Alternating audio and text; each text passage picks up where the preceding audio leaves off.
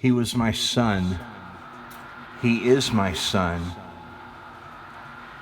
I guess I could say was, but now that my handsome boy has gone from being an awkward, smelly post-teen annoyance to a force as big as the sun, moon, or even God, dismissing him as past tense seems rather trite and insulting, don't you think? He had 4 names, a first and a last name and 2 in the middle. And in his short life, my son managed to fill the expectations of each one of his names, and then some. A force of nature he was, and someone, in hindsight, who would remind all who knew him that every single one of us matters and is an expression of God's love and purpose. We are all forces of his nature, and our lives matter. We matter. It's so easy to canonize the dead, and that is most certainly not my intent. In fact, I think if you came here tonight expecting to leave knowing my dear child, you may be disappointed, as that train has left. My son has left planet Earth as we know it forevermore, and all of the pictures, stories, songs, and tributes, anything you may find amongst his friends and family or online would hardly scratch the surface of understanding the experience of knowing him and the devastating void his death has left. I am forever wounded, eternally deformed, and there is no fixing me, nor is there any desire in my heart and soul to be healed. A limb has been torn from my flesh. It is gaping, bloody, infected, and ripe. And I wear it like a badge of honor because this is the place my son lived in me. Does he still live on in me? I don't think so, or else it wouldn't always feel so cold and lonely. I'll grant you he lives on through me on some inconsequential level, but he lives forever cradled.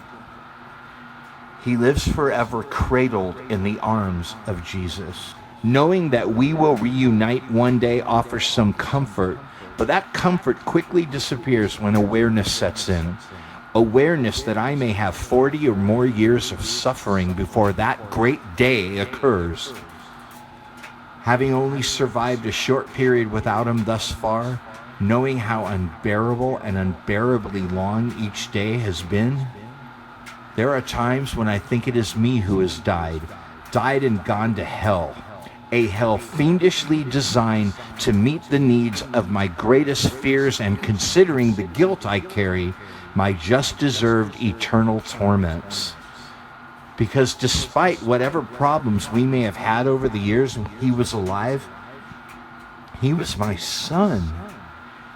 My dreams of the future, my confidant, my shadow, my twin, my friend, my brother, my teacher, my God, my devil, my favorite things. And hell is a place where I can't see him, touch him, smell him, laugh with him, argue with him, pray with him, hold him when he cries, counsel him about life, love, and God's amazing purposes for his existence. But especially hell is a place where I failed at my most important earthly role as parent, keeping my child alive. Safe, alive, healthy, on the right track, hopefully facing his future, which will be long, prosperous, and filled with so many of God's blessings they cannot be numbered. Well, they were numbered, just like his days. Him dying at 20 makes a mockery of me having made it to 50. After a lifetime of living, many accomplishments and just as many failures, lessons learned, and oh yes, all those blessings from God. What have I to show for it now? I'll tell you, a beautiful family with a huge, ugly hole in the center where our dear son once was. First, the misinformation from his friends. Oh, he's okay. You just need to get to the hospital to sign papers and stuff. Then the runaround at the hospital. A doctor will be in soon to explain everything. Then the news. It's really bad. He didn't make it. then the hours before they let me see him, then being alone for the first time with my dead son, his open, glazed, black eyes that had once been deep brown, the useless tube in his mouth, his naked, cold, stiff body under a hospital gown they obviously put on just for show. And now, the last time to touch him, to kiss him, to speak to him face to face. Oh my God, the pain, the crying, the anger, no, the rage, the confusion, so lonely, so helpless, so forever changed. Then walking his mother and sisters down the hall to see him one last time as well. The screaming, no, wailing. All the why, God, whys, again, so lonely, so helpless, so dead. The eyes of mercy all around us. Nurses, patients, even police officers, all trying to make eye contact with me to see what absolute destruction of soul looks like and to offer a glance of compassion in the process. Stop looking at me! I'm a freak now. I'm dismembered. You people don't know me. You didn't even know him. You don't have a clue what we've lost here. You'll all go home and tell your husbands and wives how pathetic that man at the hospital was tonight, the one who lost his son. And you'll thank God you're not me. But I have to be me forever. And I have no one to go home to, and my son is dead. I know what it's like to bring a bouncing baby boy home from the hospital. The hope, the love, the joy, the excitement, the infinite dreams. Now I know what it's like to go home empty-handed. So don't look on me with compassion you cannot muster, because it's incomprehensible to you. Just pity me. That's right. Pity me. Poor man lost his baby. Pass the salt, will you, hun? Now I'm destined to cry tears that for the first time in my life offer no relief or release. Now I know an exquisite pain that puts all other pain to shame. Forever left to ponder why God deemed my earthly life more valuable, more necessary than my son's. Such an ugly truth. For me to be alive at 50 and him dead at 20. There are no words, but you'll try to find them anyway. You'll try to console me with some gobbledygook about God needing him in heaven, like my son was called from the great beyond to mow God's lawn or change the Almighty's carburetor. Stay away from me with such stories. My son died in a senseless accident that could have easily been avoided or could have easily turned out different. But it didn't. Don't try to spin this into a God thing. The Lord did not take my son. He accepted him. And for that I'm grateful. But it certainly wasn't his time. Sure. I'm the proud owner of a death certificate that puts the time of death at 6:15 on December 17th, 2013. But that was not my son's time. He had a life, a future. He was alive. Don't you see, when you try to fix me by copying some slogan about Jesus, you actually make it worse.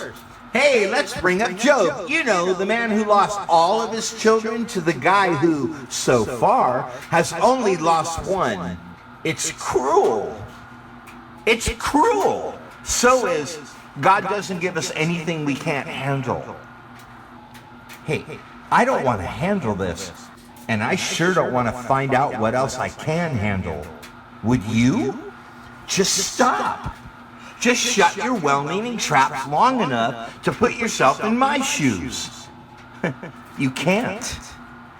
Because like me, this is a life every molecule, every pore, every fiber of your being refuses to acknowledge as a possibility. From what I understand, he suffered, not for hours, probably just seconds.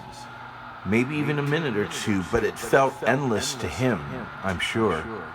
Much like those eternal seconds when he saw he was about to collide into the oncoming vehicle. The medical report said his death was due to cardiac arrest brought on by blunt force trauma to his head. His friends who watched him die as they tried in vain to perform CPR said it looked to them like he was having a heart attack, that he moaned like he was in excruciating pain as he breathed once, paused, and breathed one last time. My son's last utterances were painful grunts while his 20-year-old heart was exploding in his chest. His moans of pain and 2 final breaths were acted out for me by the buddy who failed to revive him. Try as he may, but continued until paramedics arrived 25 minutes later, only to fail just as successfully.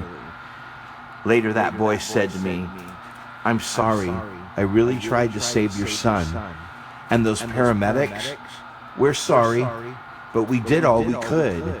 Then a hospital social worker, "So sorry for your loss. Is there anyone we should call?" Then everybody on the whole freaking planet, no words, no words, no words. My son was helpless from conception. He needed his mom for life. He needed his dad for protection. From the day his head popped out of his mother and the midwife screamed, "Push!" At 20, he hated me referring to him as my little baby boy, but he was my little baby boy. Every parent understands this. Our kids may get bigger, but they are our children, our babies, helpless as the day they took their first breath, and destined to be there. Destined to be there when we breathe our last. They are not supposed to die before us. They are not supposed to die out in the middle of nowhere, heart exploding, choking on their own blood, all alone without their mommy or daddy holding them, caressing them, telling them that Jesus is waiting on the other side, that they are loved, that they are perfect, that we will miss them, that we will miss them, that we will never forget, that we will never forget him. I wasn't supposed to see my boy dead and cold on a hospital gurney and later on a funeral home slab or in a cardboard box with his name scribbled on it with highly combustible paper around his head just seconds before the fires of cremation forever destroyed the most beautiful and valuable thing I've ever created. I invested 20 years of my life in trying to protect my son. No, trying to save him, save his soul, save his mind from the evil influences all around us, save his body from toxins, fatty foods, smoke, drink, drugs, anything that could ultimately take his life. And mostly, I tried to save him from himself. His youth, the biggest threat of all, the little boy who saw everything as a weapon, every wall as something to climb and dive off, every aspect of life as an adventure that was insufficient unless it posed some kind of imminent danger. Well, I was insufficient. I let that beautiful, perfect, helpless baby boy slip through my useless, inept fingers. He died in the desert in a fashion that becomes a cautionary tale for other parents. Remember what happened to that other guy's kid? We don't want the same thing to happen to you. Every year something terrible happens to someone's kid in an accident or suicide. What lottery did I participate in to win the privilege for my boy to be the local example of 2013? Everybody needs a bad guy in a story like this, a boogeyman. But there's no lurking monster to be found here, just boys being boys and something going horribly wrong. Had the man who crashed into my son remained on the scene till the police arrived, his existence would play only a small role in this nightmare. Instead, he quickly became as much a centerpiece in this madness as my son, an anti-hero, fodder for the media. You know, the ones who barged into my home the day after my son died to catch as many grief-stricken faces as possible. How does it feel to lose a child? What do you want to say to the man who did this?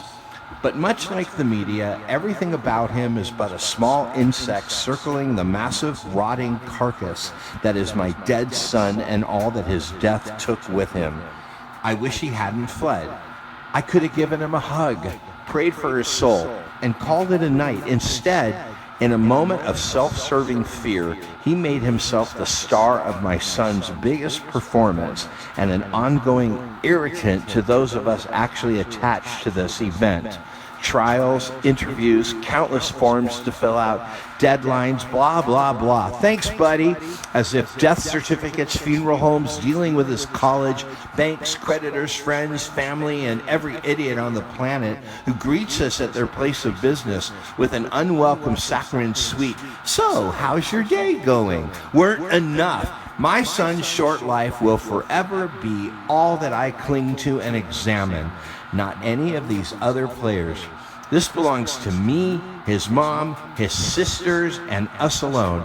Stand with us in solidarity on this point, or join the swirling mass of misguided rage. Forget about finding a scapegoat, or join the lynch mob. But don't expect any cooperation or participation in dialogue about him. He's not on my radar, not in my scope. I do not close my eyes at night and see a target for my rage and vengeance. I see my beautiful boy, dead, cold, taken from me far too soon, and it's ultimately him I blame. Was it worth it, son? Are you a big man now, son? Are you in heaven? With God? With all the answers of the universe, son? I begged you not to go in the first place. Did you hear my voice pleading with you in those final seconds when you knew death was inevitable? Am I imagining your voice in my head saying, "I'm sorry, Dad"? Or is that really you trying to comfort me? And does it even matter at this point? It will always be in my Bible, in Jeremiah, again in Matthew. How many times have I read it? How many times have I closed my eyes and imagined the unreachable agony of loss? And now it's about me. A voice was heard in Ramah, lamentation and bitter weeping. Rachel weeping for her children, refusing to be comforted, for her children were no more. My only son has been slaughtered like the children of Egypt, the children of Bethlehem, like Jesus Christ himself. There's no healing here, and there's none a-coming. Not now, not ever, and if you can't get with that, find a different church. Healing to me means to let go, to forget. These are not options. They're just ugly little demons disguised as quick fix, instant doses of positive thinking phooey, about as not helpful as sending me some white light, loving energy, and good thoughts. Pray for me. I've lost a child, a son, a brother, a generation, the family name, grandkids, great-grandkids, hope for a better future, and 1/3 of my reason to live. No band-aids, please. So do I blame God? Should I blame God? My son's death taught me that if God allows the young to die, then our human lives really don't matter much. His life was not complete. His work was not over. On the contrary, it was only beginning.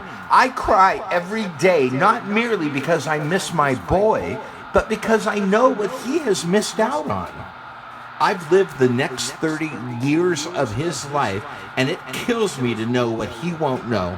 Marriage, children, career, ministry, just the experience of living. I prayed for a son. I prayed for my son. I prayed with my son, and now he's gone. Should I pin that on the Almighty? Or should I accept the fact that God's hands are tied as we live, suffer, die, and oftentimes perish for all eternity? Doesn't God suffer as well? He watches us die. His children. We hurt, we wither, we die, and he is our forced witness.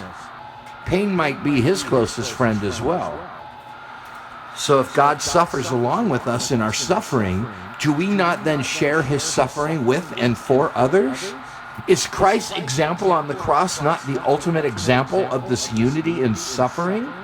Salvation was and still is accomplished in suffering. Jesus challenges us to examine our hearts to determine if we are worthy to share in his suffering.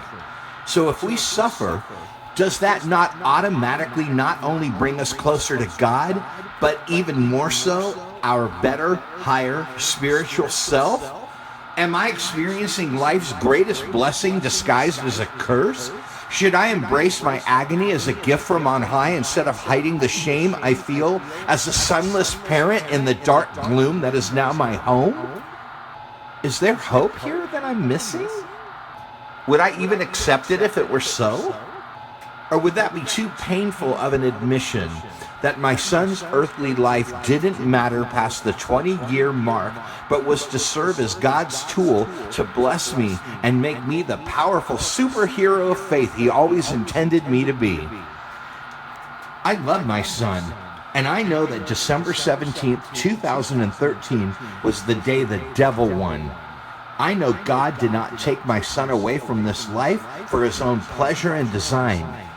And I'm not sorry that I'm not quick to trivialize, spiritualize, and make a big happy out of the demonic violence that has occurred. I know there's hope all over this thing. I know that redemption is for the taking. I know that God will be glorified and that testimonies galore will abound, but even the disciples were sad to see Jesus go. Life without him meant confusion, despair, fear, and ultimately death. Can't I have it both ways? Can't I be grateful that my son is in heaven and that God will always be there for me and mine, but still mourn, still be angry, still be destroyed? In some alternate universe, my Jesus, my only source of hope, my refuge, has my son. I know he's alive there, in peace, in love. But I cannot touch him, see him, hold him, and experience his beautiful life. Jesus is his captor now. And I know he's in good hands. But my hands are empty, and my heart is broken. There's not a new angel in heaven. It's my child, my son. His eyes are not on me, they are fixed on Jesus. I look on Jesus through tears. Endless tears that never satisfy, but only encourage more tears. More tears, more rage, more hopelessness. If children are a blessing from God, then I have been cursed. I'm forever marked as one of them. I look in the mirror and see that I have changed. The light in my eyes has gone out, for I've lost my hope. I'm reminded of C.S. Lewis lamenting his loss when I say, his absence is like the sky spreading over everything. I'm enveloped in loss. It has become my constant companion, impossible to ignore, and it's never going away. It was finally time to pack up all my son's belongings. I walked into his bedroom, the room he left in disarray when he left to go to college, and found that most of his stuff was already in bags. He had very little furniture, as he was growing away quickly from staying at my house when he returned on break, let alone live here. I was acting out a scenario I've seen in countless films, but unlike the movies, nothing was folded neatly and no sweet music was playing in the background. It was just stuff. A useless, mostly unwashed, lifeless collection discarded by a young man upon his death. I placed his bed in the alley hoping someone would collect it and use it. No such luck. 2 weeks later, when I managed to get it into the communal dumpster, I noticed that it was covered in cat pee. People ask me if I'm sleeping okay, and I'm tempted to laugh. Even a peaceful sleep is a 4 to 6 hour trip into denial that ends with the sudden awareness of a rude awakening. But most of my nights are spent in nightmares, or worse, the busy dreams. There was one where my son was playing drums, pounding and pounding as if to say, "Pay attention to me. All night long, I woke up drenched in sweat, out of breath, and exhausted, only to fall back to sleep and in my next dream jump in front of a moving train. Who wants to sleep if this is what's there and this is what I have to look forward to, only to wake up to something even worse? Where there once was a family, I now have remaining children. Where there once was the unpredictability of phone calls, texts, visits, good news, bad news, events, life. Ah, yes, life. Remember that? Now there's a handful of survivors clinging together for dear life, knowing that another shoe can fall at any time, because now we all know no one is safe, no one is protected. Not really, not completely, not ever. And then there's the silence. For a season, my phone was ringing off the hook and my email box full. My home was filled with sympathy cards, gifts, flowers, casseroles, heck, a lifetime supply of groceries, and people visiting, and people staying with me until it was time for everyone to go back to their lives. Now there's nothing. Just me, my house of memories, and the ghost of the person I was only a few short weeks ago, trapped in another dimension, trying to figure out what went wrong. It's good to talk, people will say, and call it catharsis. But they're wrong, as no purging is happening here, just regurgitating and recycling thoughts, feelings, and outrages that have no beginning, end, or purpose other than to tease and torment me with what was and what could have been.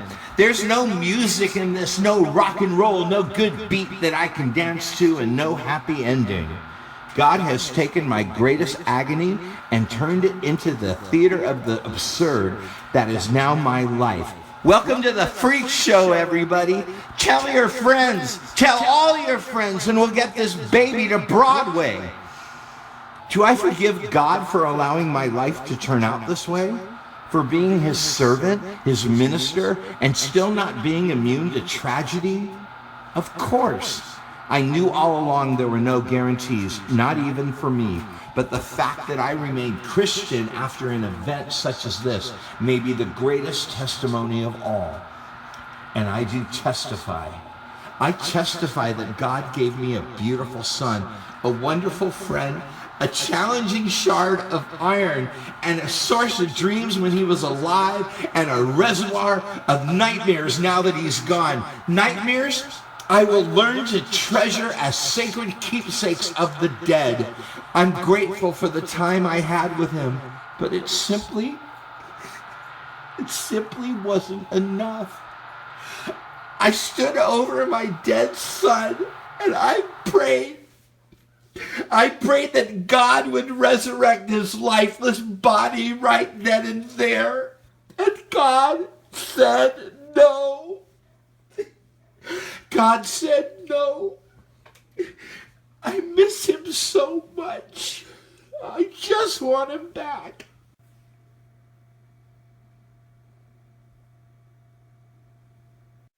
I'm tramping, I'm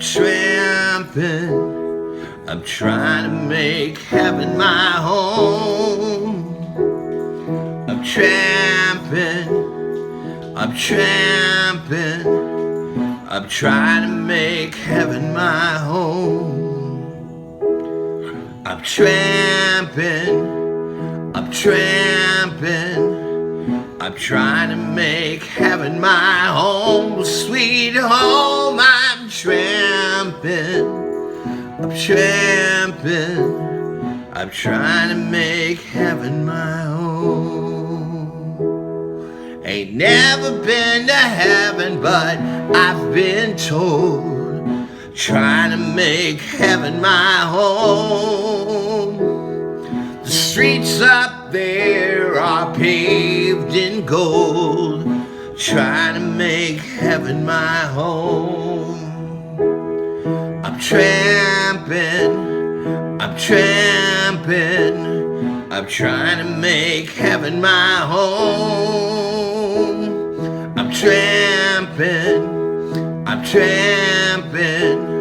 I'm trying to make heaven my home.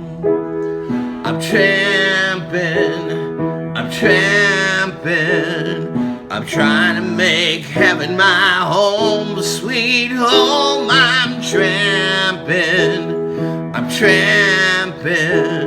I'm trying to make heaven my home.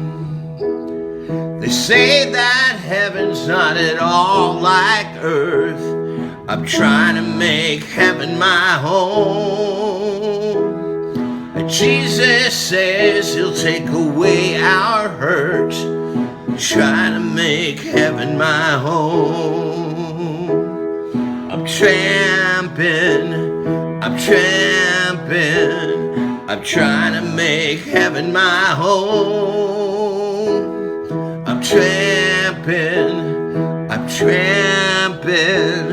I'm trying to make heaven my home.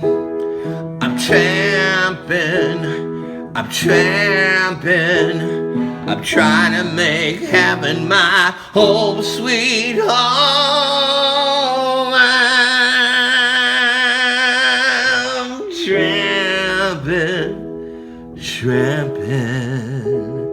I'm trying to make heaven my home.